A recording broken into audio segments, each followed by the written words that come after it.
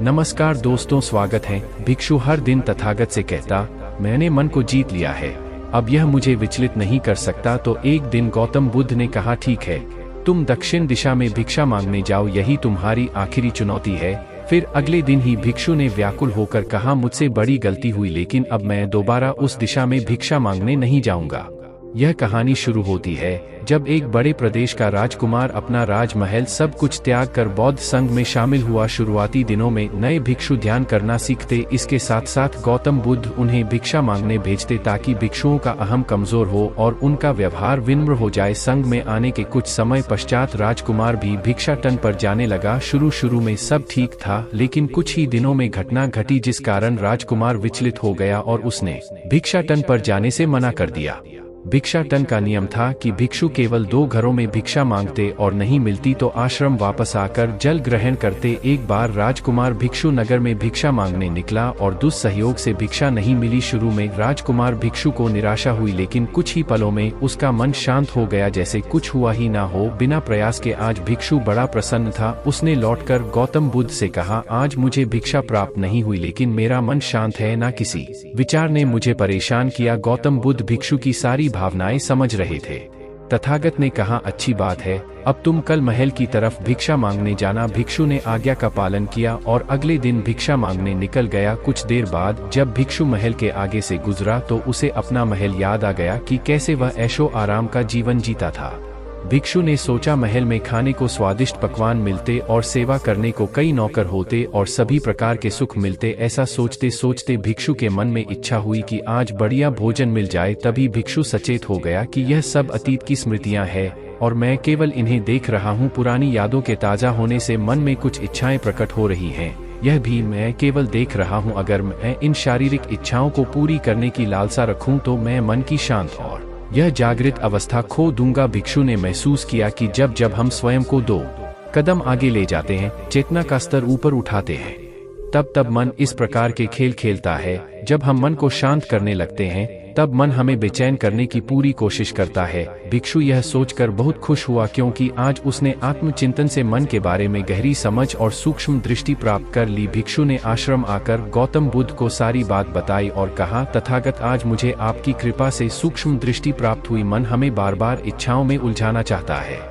महल को देखकर मुझे भी पुराने सुखों का स्मरण हो आया, लेकिन आज भी विचार मुझे छू नहीं पाए। गौतम बुद्ध ने कहा, अच्छी बात है, कल नगर की दक्षिण दिशा में जाना, वहाँ एक हवेली है, वहाँ मन और विचारों पर उपदेश देकर आना। भिक्षु बहुत खुश हुआ। आज वो जल्दी जल्दी चल रहा था क्योंकि वो उपदेश देने जा रहा था। पर दोस्तों, इस बार की यात्रा भिक्षु पर भारी पड़ने वाली थी। कुछ ही देर में भिक्षु हवेली पहुंचा और भिक्षा के लिए आवाज लगाई। आवाज सुनकर एक सुंदर युवती बाहर आई। भिक्षु ने सोचा कि इस युवती की सुंदरता को देखकर मेरे मन में कोई विचार नहीं आना चाहिए, क्योंकि मेरा यहाँ आने का प्रयोजन तो इसको उपदेश देना है। युवती ने भिक्षु को प्रणाम किया और कहा, आइए पहले भोजन ग्रहण कीजिए। भिक्षु ने भोजन किया, फिर सोचा कि उपदेश देने से पहले थोड़ा आराम कर लेता तो अच्छा होता। भिक्षु यह सब सोच ही रहा था। इसी बीच युवती ने कहा, श्रीमान, आपने अभी अभी अन्न ग्रहण किया है, अब थोड़ा आराम कर लीजिए, फिर उपदेश शुरू करना। यह सुनते ही भिक्षु सतर्क हो गया। जो योजना वह मन में बना रहा था, यह महिला वह सब बिन बताए करती जा रही थी। भिक्षु ने सोचा, यह सब संयोग है, यहाँ लोग भोजन के बाद आराम करते होंगे। फिर भिक्षु आराम करने लेट गया और विचार करने लगा कि महिला कितनी समझदार है और इसकी सुंदरता बेजोड़ है। अगर मैं राजकुमार होता तो ऐसी ही स्त्री के साथ विवाह करता। भिक्षु के मन में ऐसे ही कुछ विचार चल रहे थे। इतने में युवती फिर से आई और बोली, अगर आप राजकुमार होते तो मुझे उपदेश कैसे रहते? भिक्षु जी, आप तो मुझे उपदेश देने आए थे ना।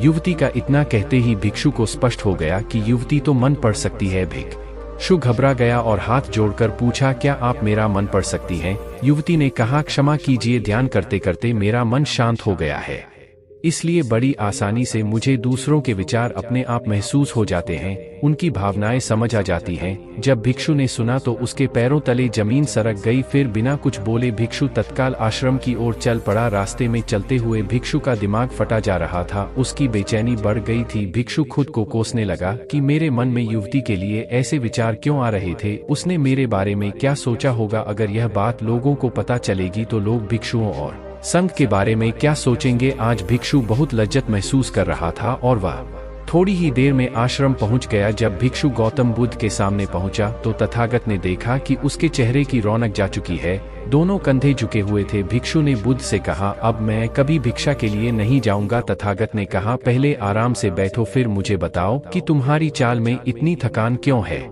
आज तुम्हारे चेहरे पर तेज की जगह गलानी की भावना क्यों है। भिक्षु ने सारी बात बताई और कहा, मैं सब कुछ जानते हुए भी महिला की सुंदरता के बारे में और अन्य चीजों के बारे में सोच रहा था। मैं मन से पूरी तरह हार गया। अब मैं कभी उस दिशा में नहीं जा पाऊंगा। मैंने बौद्ध संघ का भारी अपमान किया है। गौतम बुद्ध ने कहा, सबसे पहली बात, परेशानी को बढ़ा चढ़ाकर मत सोचो। अगर कुछ बुरा हो जाए तो एकदम से यह मत सोचो कि सब खत्म हो गया। बिना सोचे निष्कर्ष पर मत जाओ। दूसरी बात, ध्यान दो कि कहीं तुम नकारात्मक विचारों के साथ अतिशयोक्ति करने वाले शब्दों का प्रयोग तो नहीं कर रहे, जैसे मैं हमेशा हारता हूँ, जीवन में कुछ नहीं बचा, मैं मन से पूरी तरह हार गया, मेरे साथ कोई नहीं है।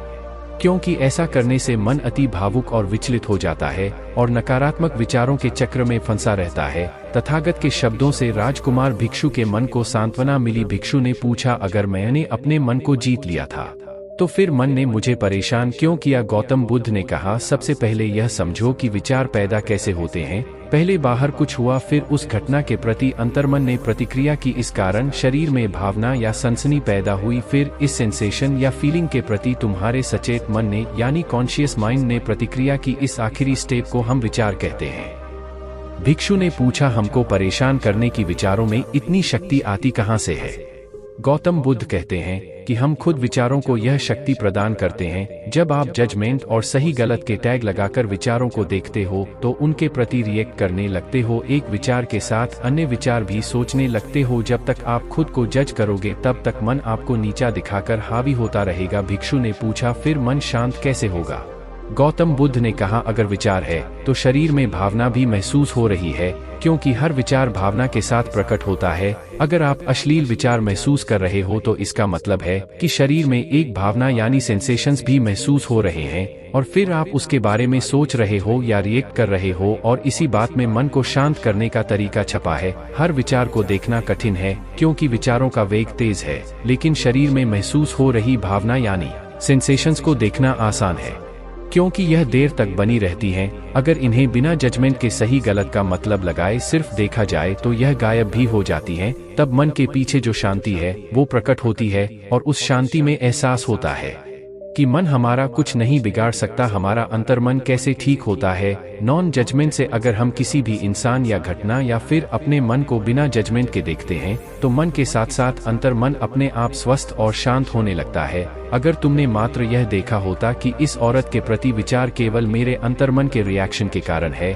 और यह मैं केवल देख रहा हूँ, मन में बहुत कुछ चल रहा है लेकिन मैं सांस के प्रति सचेत हूँ, मैं शरीर में होने वाली प्रतिक्रिया को देख रहा हूं, तब भी तुम सचेत होकर दृष्टा भाव में लौट आते। मन के पीछे जो शांति है वह हमारी सबसे बड़ी ताकत है। हम बड़ी आसानी से विचारों को शांत कर सकते हैं और एक दिन यह जान सकते हैं कि किसी भी प्रकार का विचार चिंता असल में इस शांति को पार नहीं कर सकता। हम हमेशा विचारों से अछूते हैं। गौतम बुद्ध कहते हैं, तुम याद रखो, विचार तुमसे हैं, तुम विचारों से नहीं। तुम हमेशा ही अपने विचारों से शक्तिशाली हो, अपने डरों और चिंताओं से शक्तिशाली हो।